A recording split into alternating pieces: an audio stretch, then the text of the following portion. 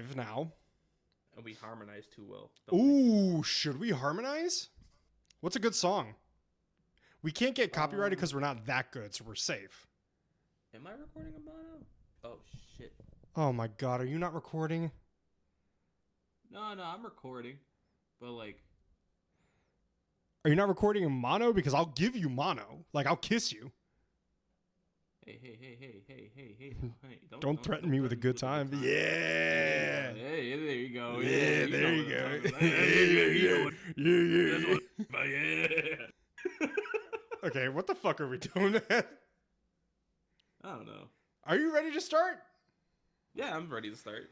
Alrighty, well, welcome back, ladies and gentlefish, bookworms, and movie buffs to another episode of the Barely Literate Book and Movie Club. I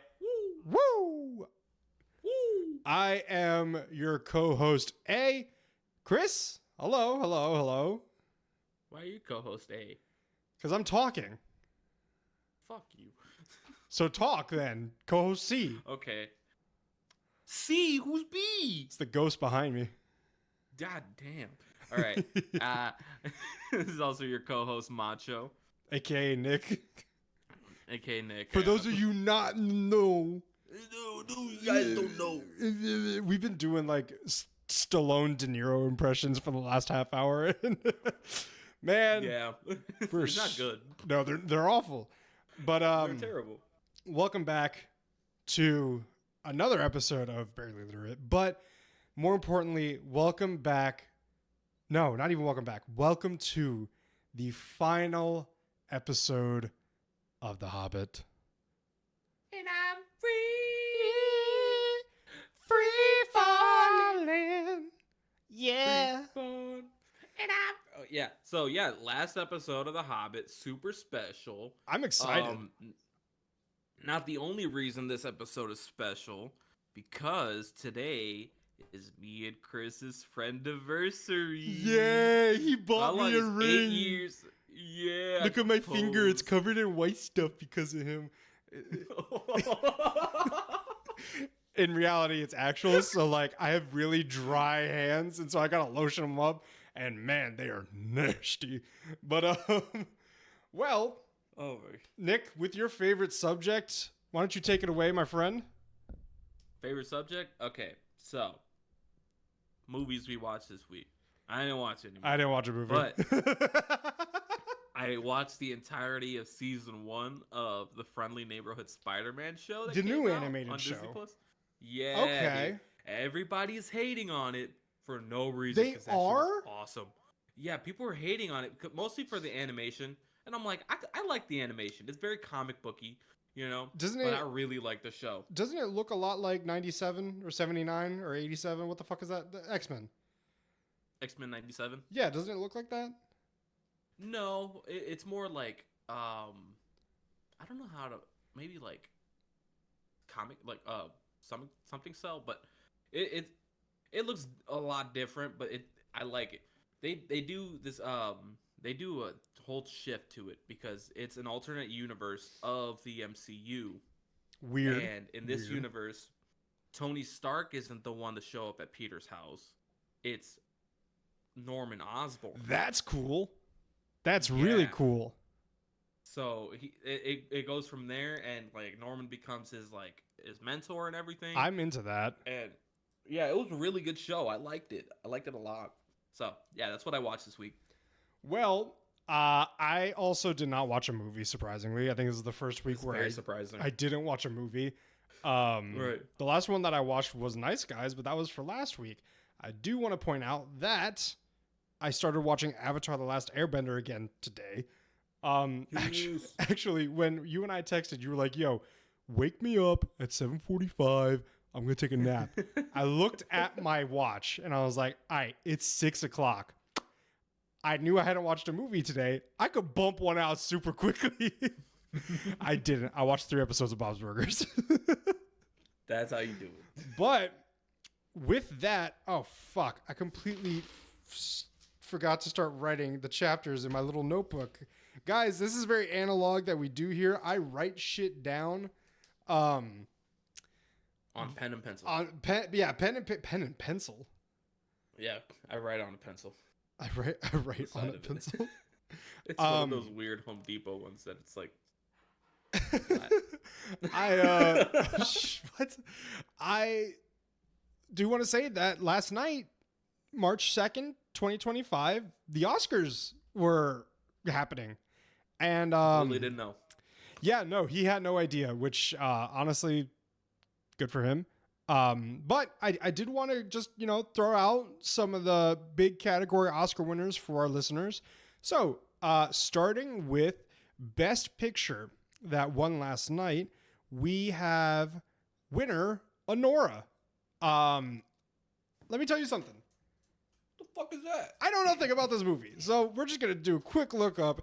And Honora is a young woman from Brooklyn, gets her chance at a Cinderella story when she meets and marries the son of an oligarch. Once the news reaches Russia, her fairy tale is threatened as the parents set out for New York to get the marriage annulled. That sounds messy. I kind of want to watch it now. Okay. I don't know anybody. The only person I know in the movie is that the main actress was one of the girls from what's the name of the movie? Once Upon a Time in Hollywood.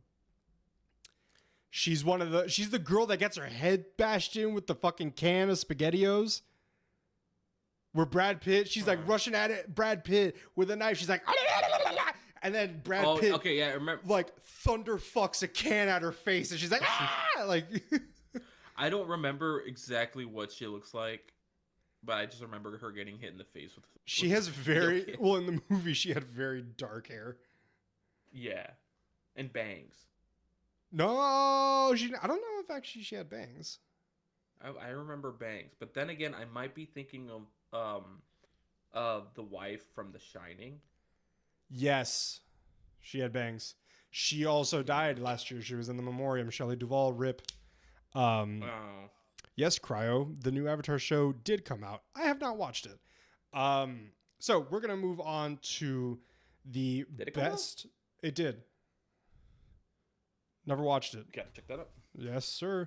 We're gonna Legend of Korra or like the Seven Havens one? No, the fucking live action one, dude.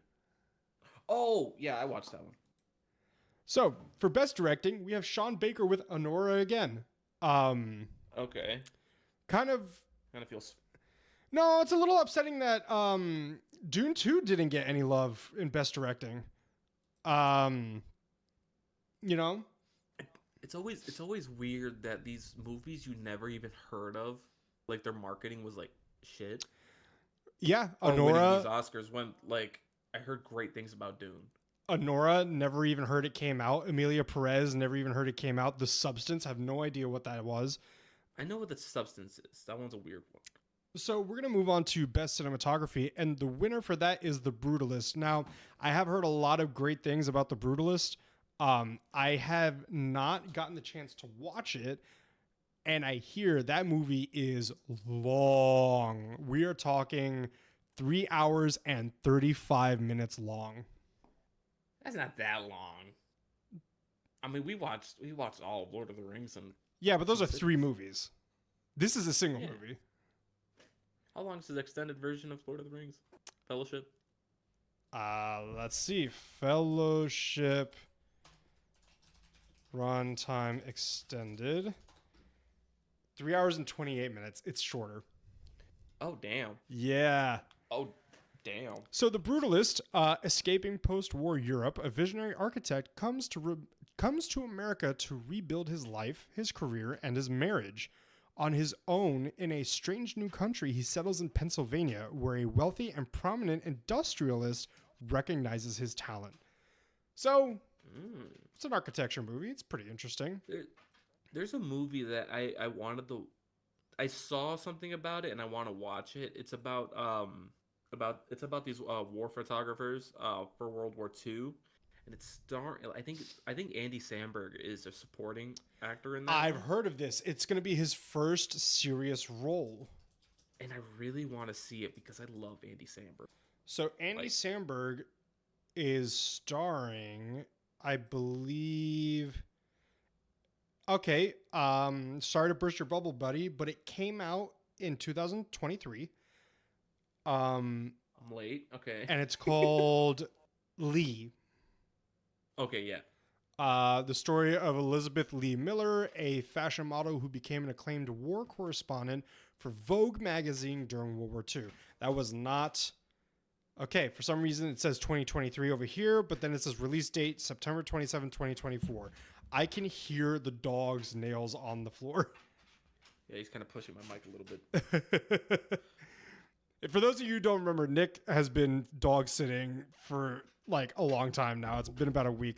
So the best animated feature film this year was a movie called Flow. Now the nominees were Inside Out 2, Wallace and Gromit: The Vengeance of Most Foul. New Wallace and Gromit movie? Yeah, it took the world by storm, dude. People were really excited about that one. The Wild Robot, which I saw, loved it. It was an amazing movie. And the last one was Memoir of a Snail. Dude, what is happening over there? He is getting comfy under the table. I'm sorry. So Flow is about a cat. So a cat, the thing's name is Cat. So Cat is a solitary animal, but as its home is devastated by a great flood, he finds refuge on a boat populated by various species and will have to team up with them despite their differences. Now, I didn't see Cat or Flow. The movie's called Flow. The fucking character's called Cat, okay? I'm getting confused here. So we're going to go ahead and move on to the best actor supporting, not best actor, supporting, the best actor in a leading role, and it was Adrian Brody with The Brutalist. Now, the last time Adrian Brody won an Oscar was actually for The Pianist, and I believe that was 2003. Making him, and I think this is still accurate, the youngest Oscar winner to date. Damn. So I'm going to fact check this, but I think this is true. So, no, wait.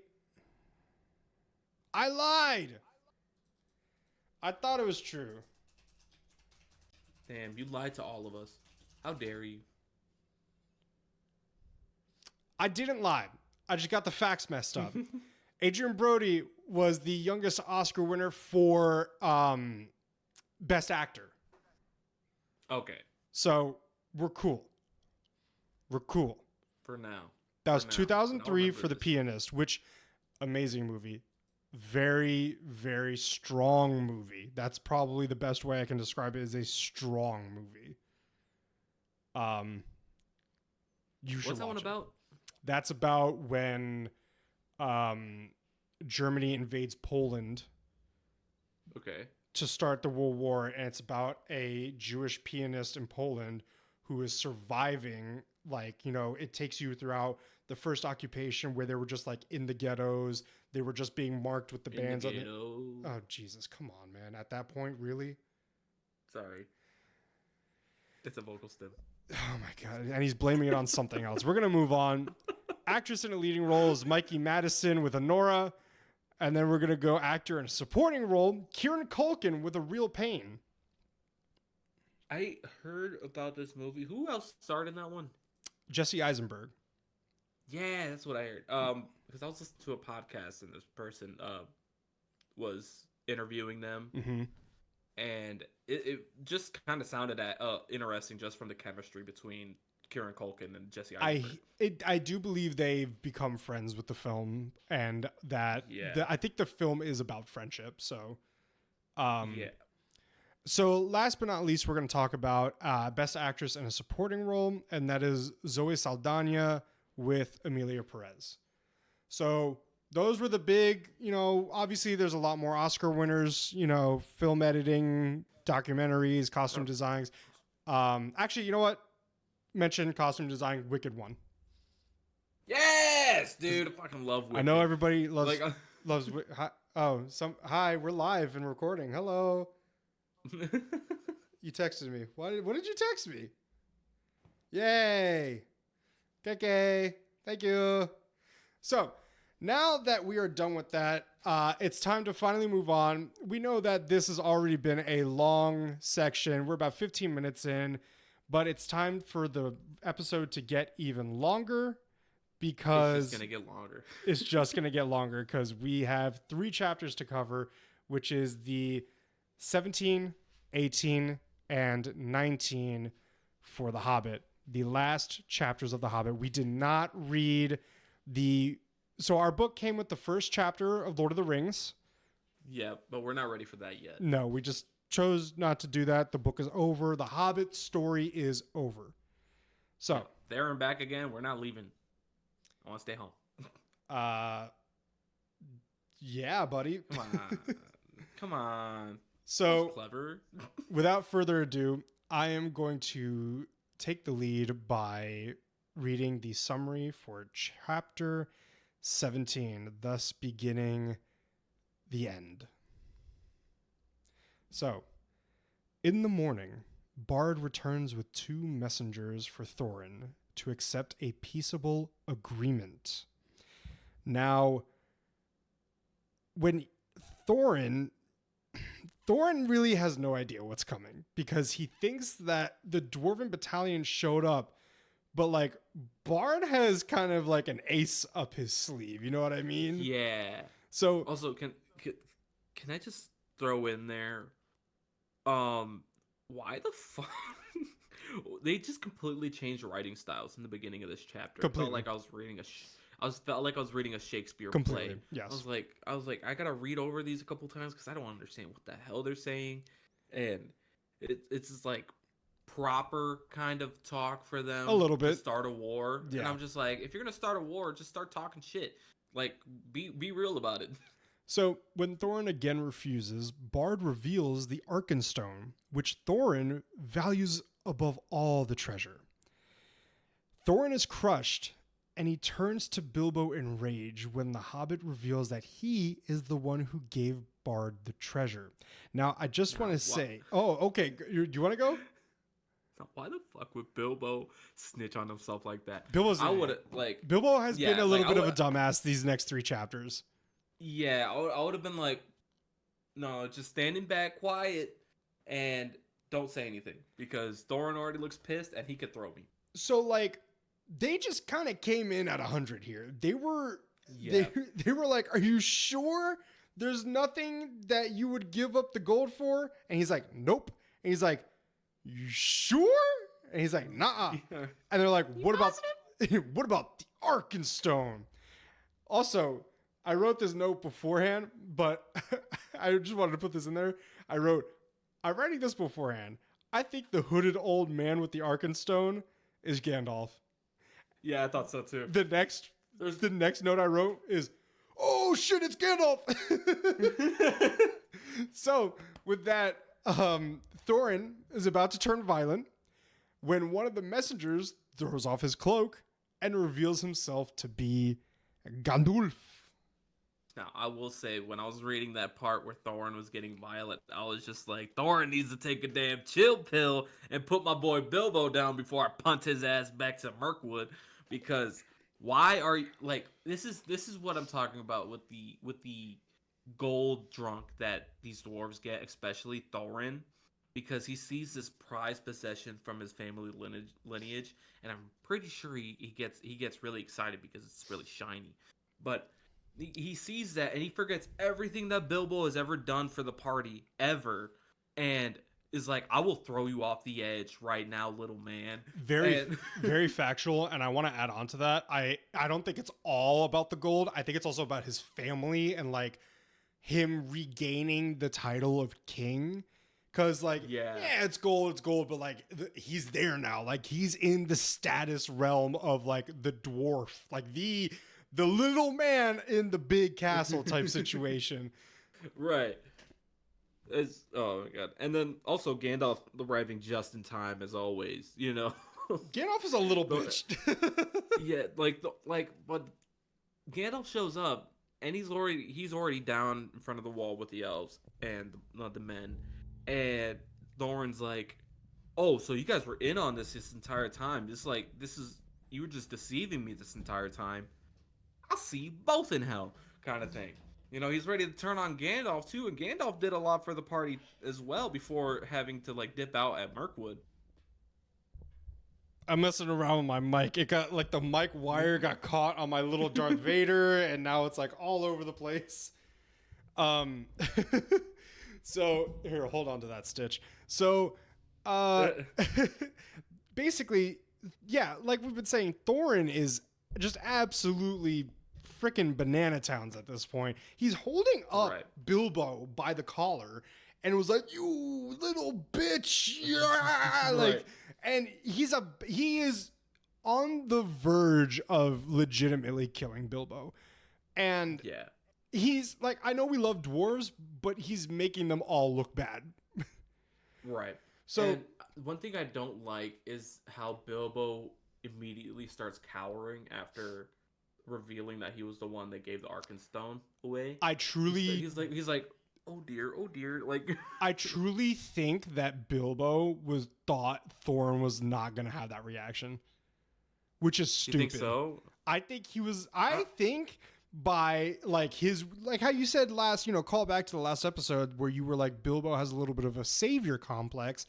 I think he was expecting something positive, but in reality, you're taking this guy's shit and he's mad. I mean, I would be too. If you came and I was like, yo, you took my fucking, grandfather's ashes off the mantle and gave it to the dude down the street. What? I'll kill you, motherfucker. I was gonna say your new Jeep, but equivalent. So the wizard commands Thorin to let Bilbo speak. Bilbo claims that by taking the Arkenstone, he only took his fair share of the treasure. And as his contract as the burglar had specified, he was entitled to that. Now, Thorin has no choice but to agree, whether he likes it or not, and angrily offers to pay another share of the treasure for the stone. The men and the elves are satisfied with this. Thorin, however, being the sneaky little bitch that he is, secretly hopes that before they make the exchange for the gold and the Arkenstone, his relatives, the dwarven army, marching towards the battlefield, will be able to capture the stone by force.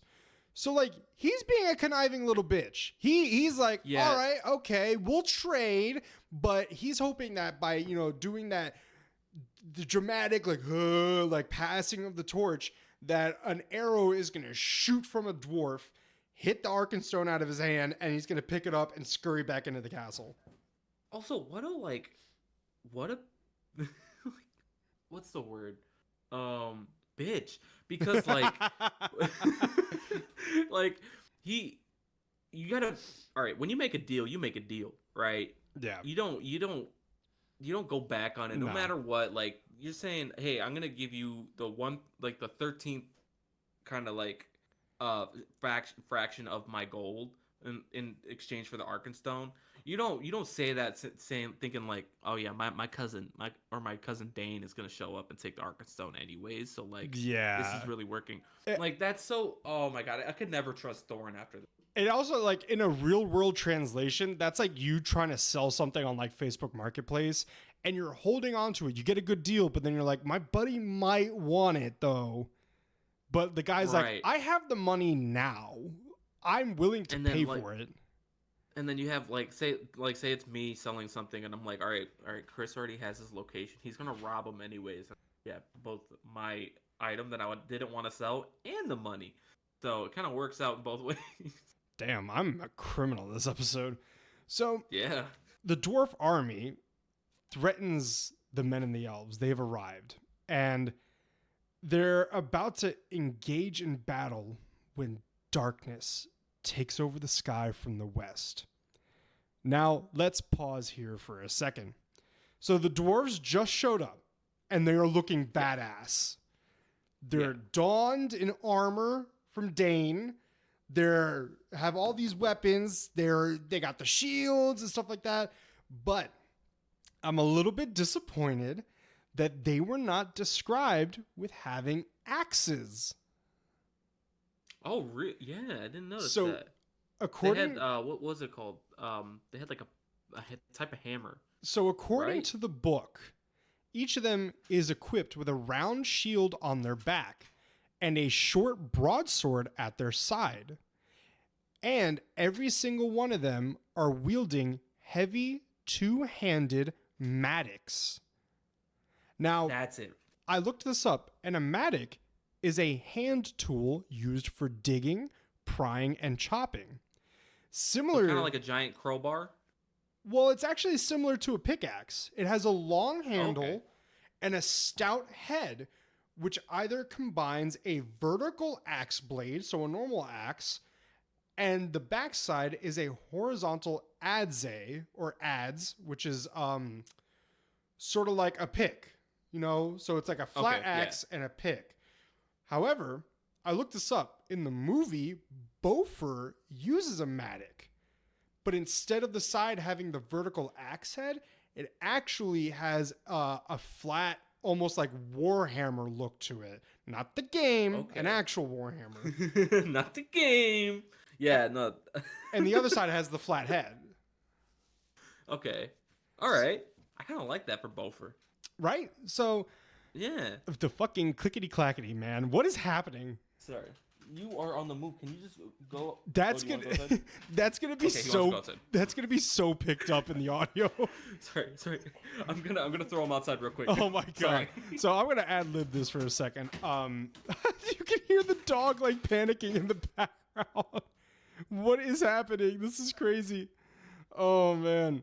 So with like the army and stuff like that, it's really cool that just imagine all these dwarves are showing up, and you can see on the screen right now. Don't pay. I'm so sorry to the audio listeners. I There- know that was annoying. We're gonna have 25 minutes of Yeah, we're gonna have to do some noise canceling on mine. no, it's gonna I look like am. shit. It's gonna sound like shit. Oh god. So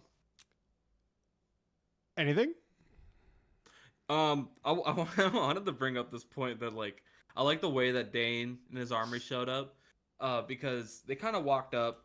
They saw it was like from a stream or like the like canal they made, and they like just walked across it, like walked through it, and so Dane, son of Nain, has very original there.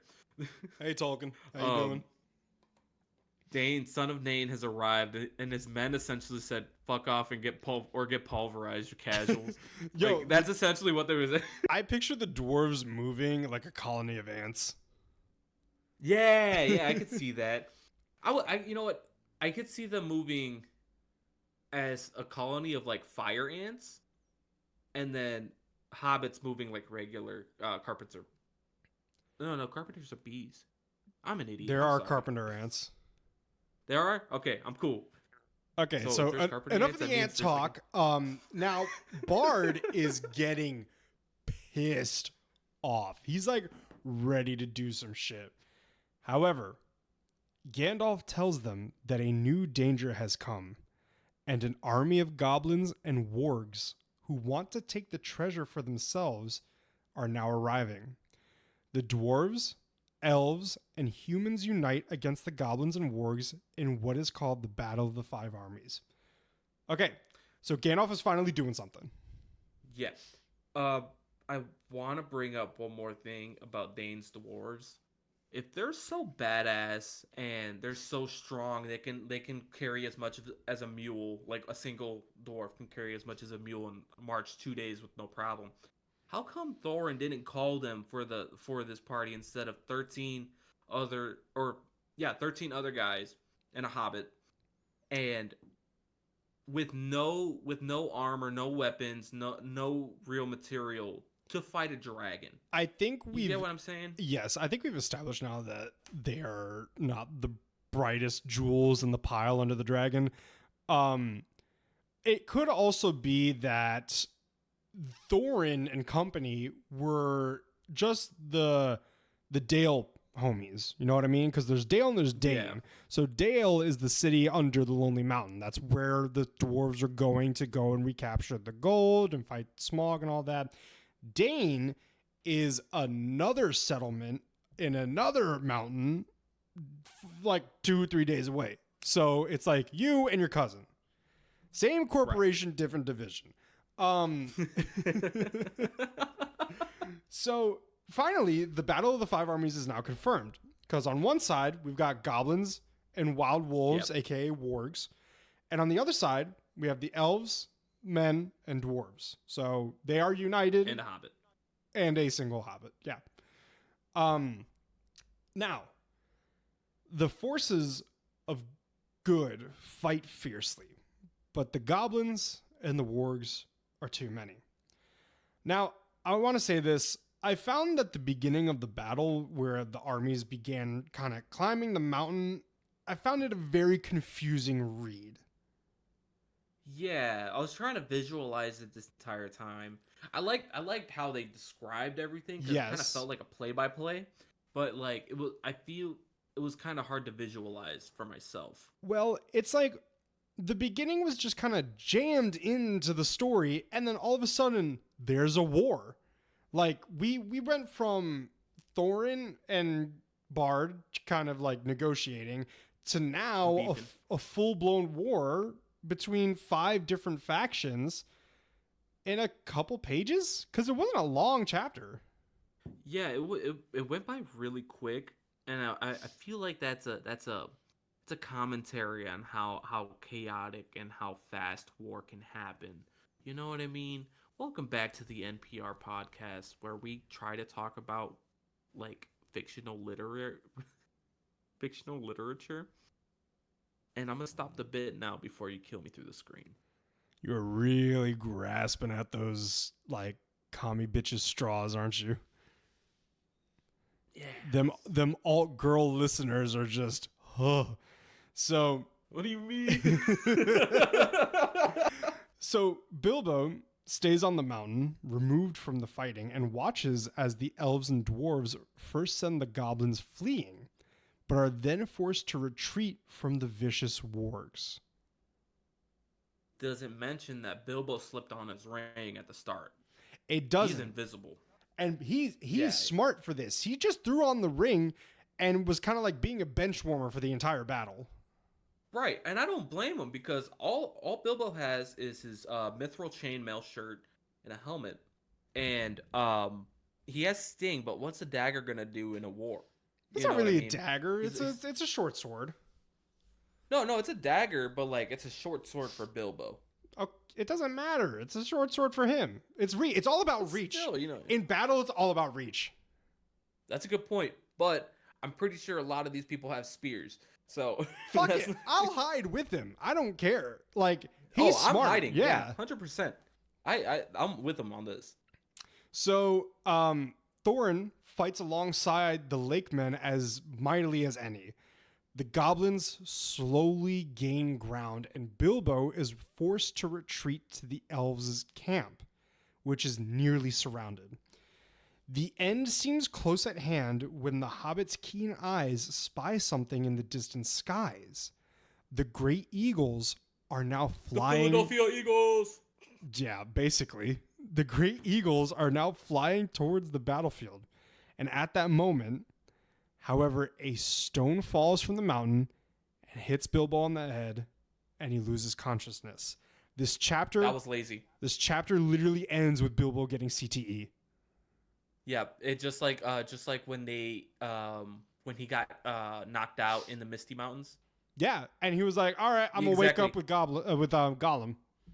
Like we miss all the juicy bits because our main narrator just got knocked out. So yeah, talk about exactly. And I wanna say this because we're about to go into chapter 18 basically, but the chapter ends with Bilbo getting knocked out. You want to know how chapter 18 starts? The fucking war's over.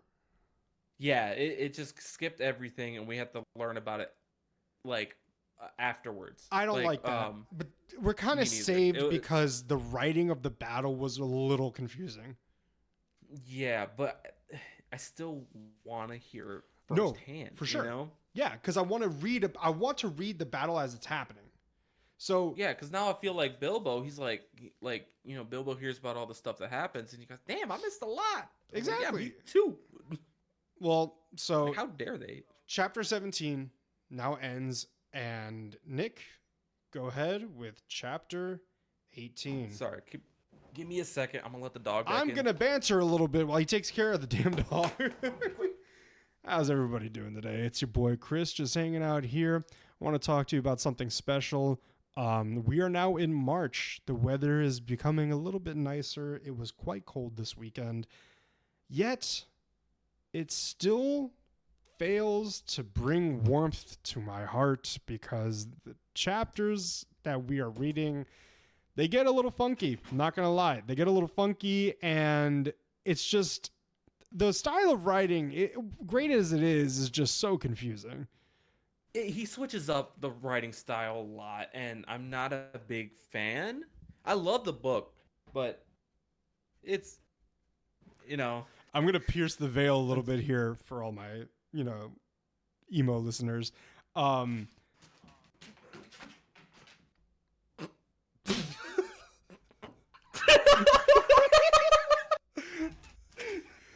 Dude, put the dog in the room, for God's sake. Go there, go. What is happening? I saw him walking up, and I go, get back. So I'm going to pierce the veil a little bit here. I was bantering about the weather, and then it led into... Nick, I'm going to reach through that fucking screen, yank you by the collar, kiss you, and tell you to go put the dog in the room. Then he gets sad. Are you kidding me? He gets sad. I'm going to get sad in a second. All right, hold on. Let me put him in the kitchen. My God. I love animals, God. Jesus Christ, the fucking nails on the floor. I love animals, don't get me wrong. But it's just not great for audio. What's up, Uber? How you doing, man? Oh, hydrate. I actually am quite thirsty. God damn, Nick. He has not been this crazy the past couple days. I am so sorry, guys. Okay. I feel really bad. For the third time, I'm going to pierce the veil. You know what? Fuck it. I'm going to Hollywood Undead this. And I was talking about the weather, talking about the chapters, and Nick just came in like he was there the entire time. He wasn't there the entire time, but it was a good transition. Give yourself a point. So now I wrote down 35. I started writing down minute 35 so that he can start the summary. We're now rounding the corner to minute 38. So give us like 10 seconds, and then Nick will start at minute 38. I'll give you the go ahead. And 5, 4, 3, 2, 1. Everybody, here's the chapter 18 summary. When Bilbo awakens, he is still lying with a bad headache on the side of the mountain, but is otherwise unharmed. From the camps below, he sees that his side has won the battle against the goblins and wargs. A man comes searching for Bilbo, but cannot find him until the Hobbit remembers to take off his magic ring. So, chapter, only 7 pages long. Yeah. We already discussed that the battle was fucking stupid because we get it beginning in chapter 17, but then we get to see Bilbo knocked out. Once again, cinematic as shit. Just because the main story is about him doesn't mean that we, the audience, have to miss out on the luxurious bloodshed. I will say I thought it was really funny when I was reading the beginning of chapter 18, because I'm just thinking, Bilbo still has the ring on. That dumbass still hasn't taken it off, so of course nobody can find him. Exactly. Also, the goblins got fucked. They got fucked. The goblins, like straight up borderline genocide. Yo, legit. Okay, I don't know. So basically, the goblins were like hunted down. They were fighting in the battle. They were like, okay, we're a little bit overrun. We gotta flee. The eagles flew and hunted them down. Not even all the eagles either. Some just went back home after the battle. It's not like worth some it. eagles were like, I'm trying to hunt, The most dangerous game is a man. Damn right. You ever seen a tiny green man with pointy ears yelling, "Wah, wah, wah, wah, wah." Get him. Get him. Get him. Bilbo is carried back to the camp where Gandalf waits and is delighted to see the Hobbit alive. However, there is sad business to attend to. Bilbo must. So before we get into that, a couple sentences. I at that point wrote this down for me. I was wondering if the man who carried Bilbo, because we really glanced over this, it was a man. Specifically stated in the book, an unnamed man was carrying Bilbo, finding him, carried him back, would have any other sort of significance in the story. Because, once again, I said, he is specifically said an unnamed man, and usually that kind of alludes to something, right. You know what I mean? Yeah, who do you think this unnamed man was? I don't know, but then we get to the part where Bilbo is dropped off at Gandalf, and oddly enough, Gandalf is injured. That's not the odd part. Yeah, his arm is in a sling. Yeah, oddly enough, seeing Gandalf injured not only brought a bit of happiness to my heart, but it it kind of gave the character some humility to make him more human. You know what I mean? Yeah, like this whole time, everybody's thinking of Gandalf as like, he's not just a wizard, like he's borderline god level. Yeah, but, and like remember when he dies? Remember when he dies in Fellowship and comes back as Gandalf the White and was like, oh, you know, oh. Exactly. So it's good to see that this man can get fucked up. Yeah. So where did I leave? Okay. So Bilbo must say farewell to Thorin, who is mortally wounded. Thorin asks Bilbo for Bilbo's forgiveness for the harsh words spoken earlier. So go for it, because I'm about to go off. This is like almost too perfect of timing for Thorin to like just now die as Bilbo shows up. So like it felt really weird. Within a couple of sentences, like legit of the chapter, Thorin is dead. Like, I find it very uneventful. You know, this entire time was for nothing, basically. Like, okay, don't get me wrong. Somebody needed to die, right? But like him, I kind of don't care about him being a dick, but like just give us a little bit more than, all right, deuces, I'm dead. Like, you know what I mean? Yeah, like Yoda. Like, that's how I thought of it. It was just like Yoda. So I want to kind of like pull back the curtain a little bit. I knew that Thorin was gonna die. Me too. Like it was bound to happen. Well, it got spoiled for me by my own undoing. You know what's funny? I knew Philly was gonna die because of the same reason. I did not. Yep. So I got spoiled by fan art. So for me, since I'm the one that does all the graphics and everything and like socials for the book club, I use a lot of Google searching, and there was just a picture of a really fucked up Thorin, and I'm just like, that's a death pose. That's a death. Yeah. That is a straight up death pose. So like when I was doing some of my streams early on, and I was doing the pictures on Google, I found one like a fan art of I think Philly getting stabbed from the back. So which is not actually how he dies, but like still. Yeah, and I just want to say I also agree with you that I find it a little odd that after all the arguing between Thorin and Bilbo, when Thorin was on his deathbed, he just kind of like bequeathed all of his gold to Bilbo and kind of forgave him for everything he did. And like it kind of makes it seem like everything that happened in the beginning of chapter 17 just kind of poof went away. You know what I mean? Yeah. I will say there was a quote that that Thorin said that like I was like, that is a fucking bar. All right, so he said, if more of us valued food and cheer and song above hoarded gold, it would be a merrier world. Ooh. I'm like, that's a bar. That is a bar. And if I were to get any quote from Hobbit tattooed onto me, I think it would be that one. Really? That or if there's life, there's hope. I really like liked that the one one that that Bilbo Gandalf said in the beginning, where it's like, if you, what was it? I can't remember exactly now. It's like if you He look for doesn't bring, something, you're gonna oh, find it, but if you don't look, you're never gonna find anything, or something along those lines. yeah, that's a bar too. I Yeah. like the one where he wait, one more quote No, from go for it. Gandalf was he said that talking about Bilbo, he's like He's talking about Bilbo. yeah, he's like I don't bring anything of no use. So and like Oh he's talking yeah.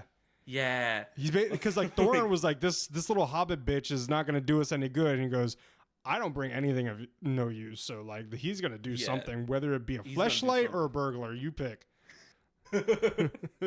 So, Yeah. we did kind of glance over this, but Bjorn though showed up. Yep. That actually does not mention Bjorn in the It does. As soon as I barely. said that, No. I saw the name Bjorn. But continue. Okay, yeah. Philly and Killy have also been killed, but the rest of the dwarves have survived. Gandalf describes the end of the battle for Bilbo. The eagles, watching the movements of the goblins, came just in time and turned the tide of the battle. Yet things still might have gone badly were it not for the sudden appearance of Bjorn in the shape of a bear, massive and Bjorn. enraged. This sent the rest of the goblins scattering. Sorry. I This sent felt the rest of the goblins bass of that. scattering. Did you hear it? No, I didn't hear it, but I just felt bass in my skull. This sent the rest of the goblins scattering, and now they are all either dead or in hiding. Sorry, the mic was in the way. This is how the elongated baby skulls. He's talking about something that happened earlier today. Not even referencing. Do you want to tell him? Yeah, I'll tell him. Chris sent me a picture. All right, get this. I'm standing in line at the supermarket grabbing some stuff, and I get a snap from Chris, and he goes, "Open it." He texts me to open it. So I open it, and it's just him with the waistband of his boxers around his head. And he said, the caption was, "This is how they elongated the baby's skulls." And I just had to turn around real quick to make sure the guy behind me didn't see it, so he's not judging me. Why would it be judging you? It's my face on your phone.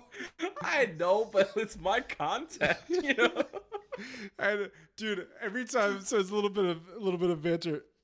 Nick only saves like he only saves the things that make him laugh the most. So anytime I get the Yeah. notification that says Nick saved your snap, I'm like, fuck yeah. Hell yeah, baby, I did it. So yeah, Bjorn. So, Okay, go for it. Oh, I wanted to mention Philly and Killy, doesn't mention it in the synopsis. Died. Philadelphia and Philadelphia died defending Thorin. They while he died was protecting the mortally wounded. homie because he was Yeah. their uncle. They specified Yeah. this. He was their fucking uncle, and I'm just like, oh man, the whole bloodline. Yeah, and I'm thinking too. I can't think of an uncle that I'd die for in battle, especially if he's being a crazy nut job. You know what I mean? No, I'm not dying for I don't have an got- uncle. Fuck that. I got a lot of crazy uncles. My godfather, I remember him telling me. Is that the one that eats at, like, ass? 18. Yeah, he's the one that told me like, "Hey, you should try eating ass." I was like, "I'll give it a shot one day." I did, but like, I was like, "All right, this is I mean, weird." it's kind of pretty good advice. You do it. You enjoy it. It's a nice dish, hearty meal, well balanced breakfast. So like, Yeah, a lot of nutrients. well, not really. It's kind of just stuff that the body didn't already need, but it's stuff that you didn't get in the first place, so you might have it. That's true. That's like when I ate the orange peel. That's right. We showered together and ate oranges. Not the story I was thinking of, but keep her going. Yeah, it's so, also yeah. a true story too. That's not even something I just made up. That is a fucking true story. Yeah, we We found this thing on the internet called shower orange, and oh man, let me tell you something. I don't get it. Yeah, you told me about that because I had a meeting. Like a year before this, I had a meaningful moment with an orange while on shrooms, and Chris was like, "Dude, I can't do that, but we can try the shower orange. And I was like, all right, down for it. You know, it wasn't as mean. No, but, it was like, it was okay. So like the whole thing about the was shower alright. orange is like much like Bjorn, you're supposed to be in like your primal state, and you're in a hot shower with a cold orange.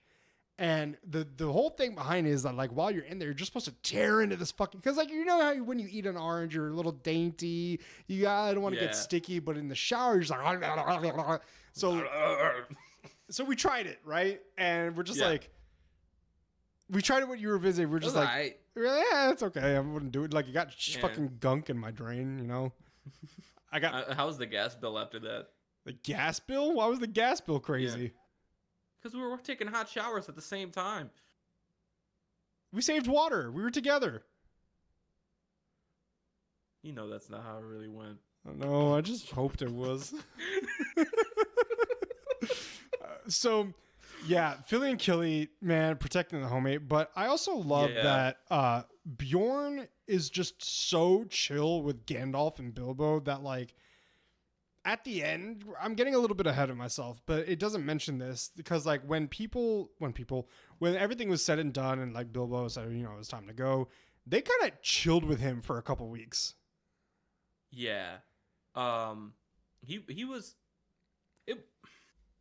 I like that the tone went from Very battle sad. to like they're toning it down. You Yeah. know, it's somber, and then it's gonna be like, all right, we're getting ready to rest. You know, it's been a long day. It's been a long year, honestly, in this book. My God, it has been a And year. Also, that he just needs a reminded break. me that I never really registered that the events of Avatar: The Last Airbender, the entire show, take place over a calendar year.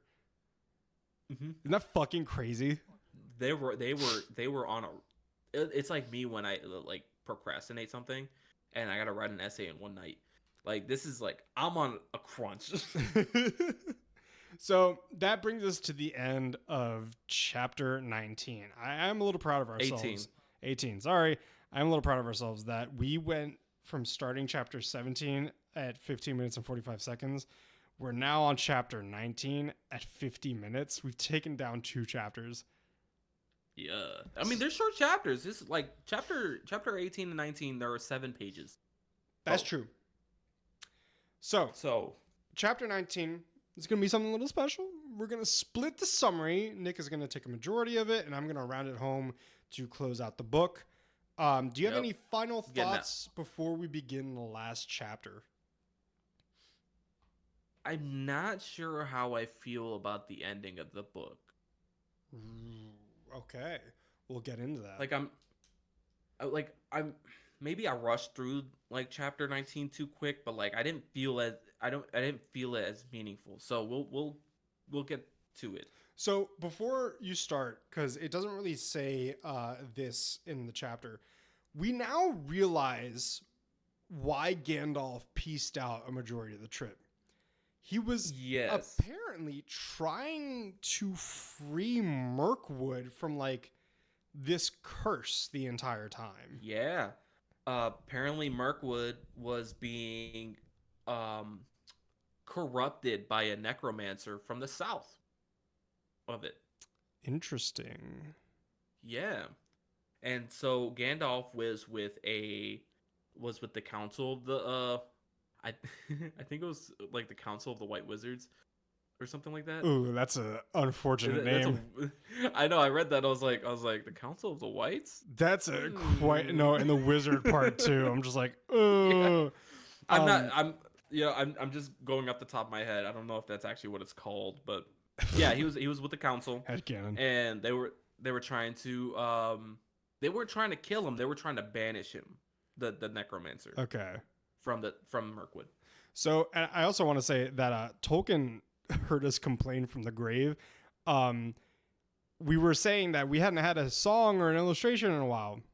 Well, yeah, we got both of them. This chapter had 3 songs and a picture on like the second to last page.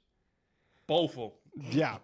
So Nick, take it away with the first 2 sections of chapter 19. The dead are buried, and Dane is crowned the new king under the mountain. The dwarves are at peace with the lake men and the wood elves. Bard is now the new master of Lake Town, and from his share of the treasure, he gives Bilbo a handsome sum. Soon, it is time for it's time for the Hobbit to return home. He travels with Gandalf and Bjorn, taking the long way north around Mirkwood, for nothing could persuade him to enter the forest again. That's valid.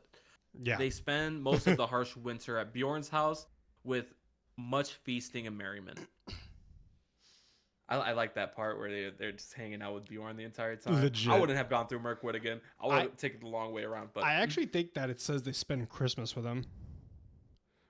I think They didn't say Christmas. They said Yuletide. Yeah, and Yuletide is actually Christmas, and Christmas is just taking over a pagan holiday. Yeah, We'll get into that Yuletide's another pagan, time. right? Yeah. Okay. In the spring, they continue onto Rivendell. Oh my god. There, Gandalf and Elrond exchange many tales of great deeds, and past and present, while Bilbo recovers from his weariness and wounds through rest in the magic of the elves.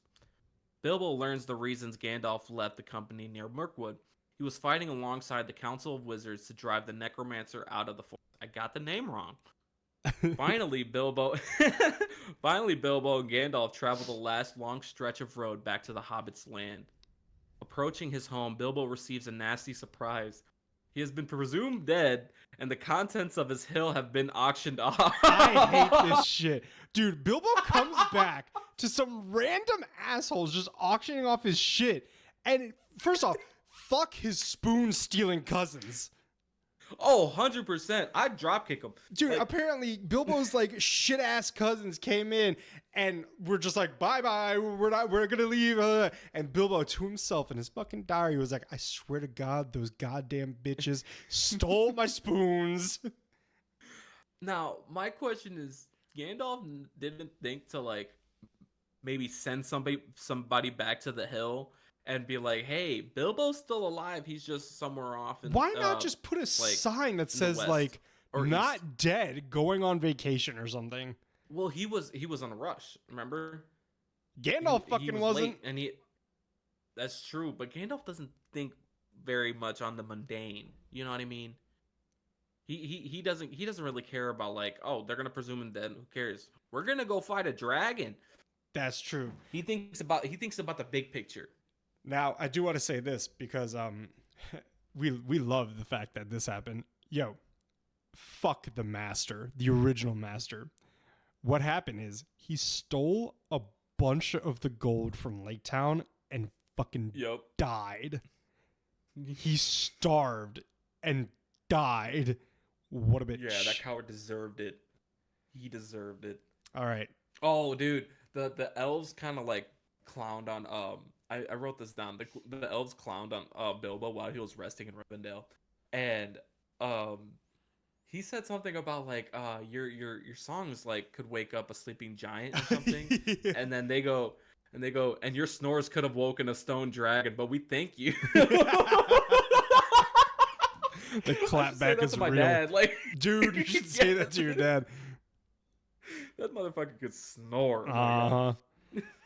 All right. No, it was called the Council of White Wizards. I wrote that down in my notes after reading it. So, with that being said, I will take the last section to finally end The Hobbit. Though he puts a stop to the auction and recovers most of his valuables, Bilbo is never again really accepted by the other hobbits. Nick, take it. He didn't just recover all his valuables. He had to buy it back. That's Imagine some having to buy back bullshit. all your shit after everybody thought you were dead and auctioned your shit off. That's so fucked up. And he never received back his cutlery and his utensils. They man. never got the spoons. His cousins kept it. His cousins kept the fucking spoons. Though he was never really accepted by the other hobbits. They view his adventuring with skepticism, and his return with gold and tales of dragons and a war only confirms the hobbit's suspicion that Bilbo has gotten in over his head. This, Bilbo doesn't mind. Now that he has a wizard, elves, and the occasional dwarf coming to visit him, he does not care much for the company of respectable hobbits. Most importantly, however, he still has his kettle, his pipe, and all the comforts of his home at Bag End. I really like the fact that at some point Gandalf and I think Beaufort came by. They came to visit him. And Bilbo was so excited to see. It's like when you see veterans reunite with like somebody from their company. Yeah. And they're like, hey, they don't give a fuck about their neighbor. They don't care about their family. But that's somebody that he fought with. He went through hell with. Yeah. And he's like, get in here, dude. That's like when we visit each other. Yeah, but we don't go through hell. We just kind of go through each other. Damn right. Well, with that, we have ended the first book, The Hobbit, with Bilbo returning from his journey. I am so proud of us, man. I know. This is the first. I will say this.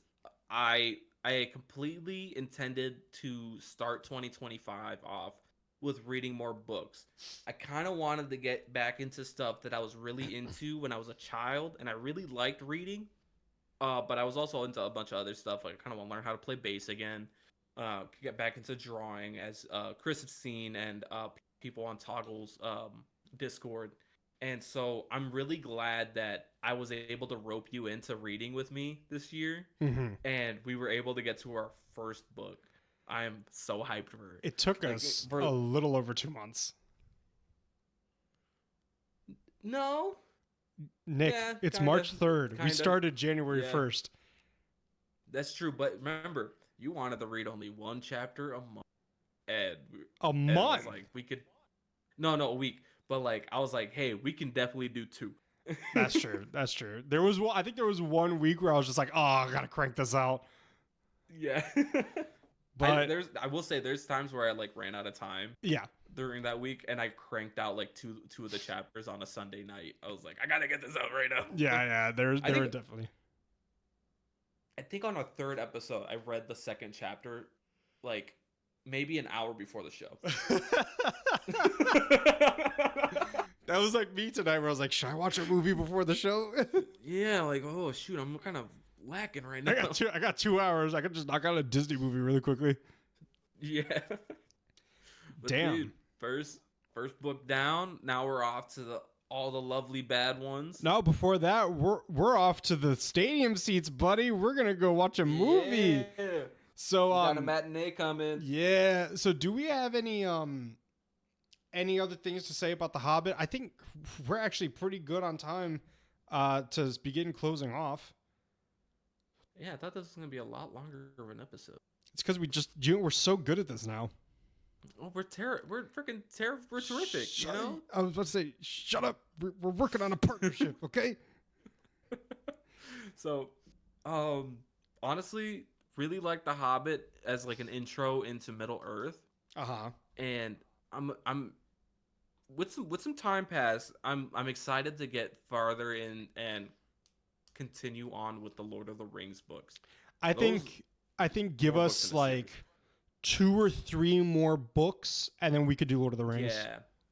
Yeah. So like, I think we can definitely. I saw a really cute set while I was at the bookstore yesterday, and like I sent you a picture of the covers, right? Yeah, they're all different colors, like right? I saw like a different edition of The Hobbit, and in the background of that picture, you can see that it's also the Lord of the Rings set. I really liked it. I should go back and buy it.